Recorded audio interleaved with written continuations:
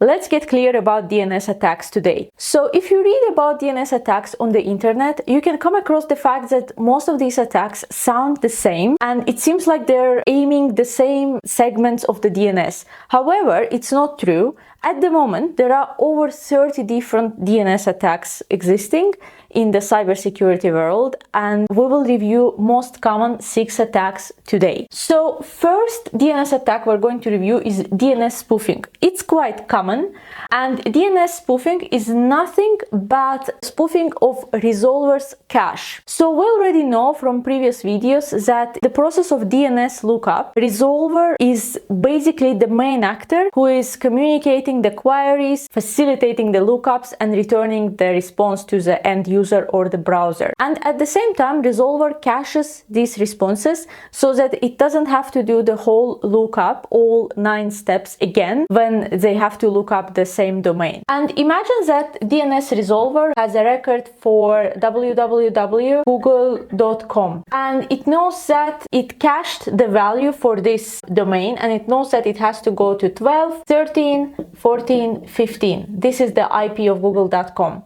So DNS spoofing is nothing but the spoofing of the record that exists in DNS resolver's cache. Instead of going to the IP address, legitimate IP address of the website, the record is now spoofed and redirects us to 55, 65, 75, 85.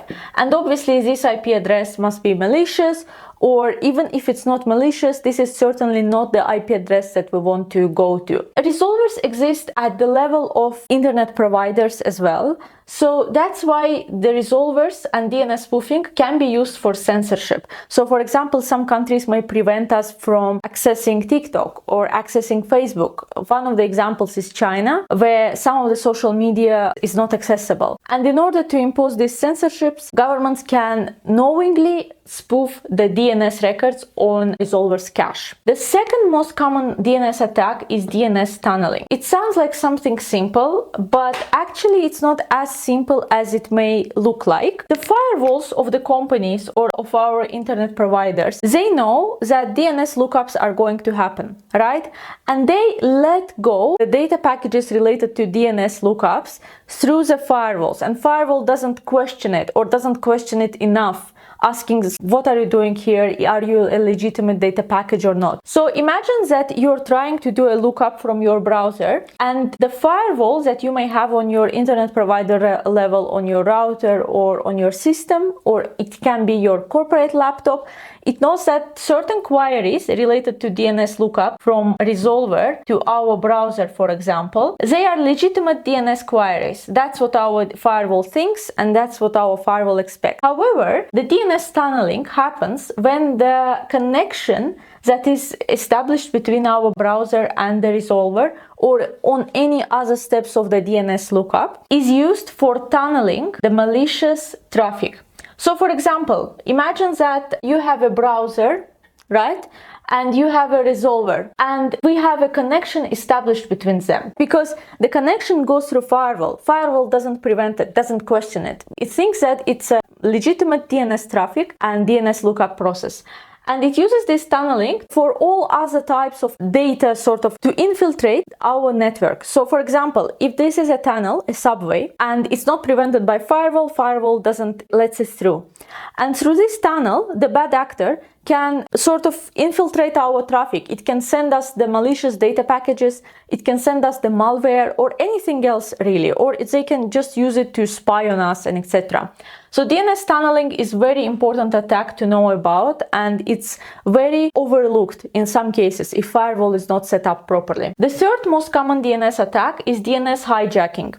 It's nothing but the hijacking of one of the known name servers. Remember, from our DNS lookup process, we have authoritative name servers, we have top-level domains name servers, we have root name servers. So these name servers that participate in DNS lookups. So if one of the known name servers are hijacked, the requests that are gonna go to these name servers are gonna be returned with incorrect information, with malicious information. So for example, we're looking for a www.example.com and we are reaching out at some point the authoritative name server for that domain's IP address. And when we reach the authoritative name server that contains the IP address of example.com, hijacked authoritative name server returns a wrong IP, and this turns into the situations that we end up with DNS spoofing.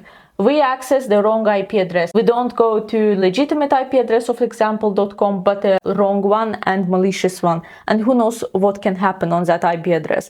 More often than not, obviously, it is something malicious. The fourth common DNS attack is NX domain attack. NX domain attack, it's sort of a DDoS. It's a denial of server, but DNS related denial of server. In NX domain attacks, the aim is TLD name server. As I said, it's one of the types of DDoS attacks that are related to DNS servers. So imagine that during the DNS lookup process, as one of the steps, the TLD name server, DNS name server, is approached to ask which name server, authoritative name server, has the IP address of www.example.com. TLD name server is providing us with an IP address of authoritative name server that has the answers that we're looking for. If you forgot how the DNS lookup works, please go back to my first video on DNS in order to revamp this information. In NX domain attacks, we are inundating the TLD domain server with requests on non-existent domains. So basically, we're asking the TLD name server, do you know what is the name server, authoritative name server, that contains the information of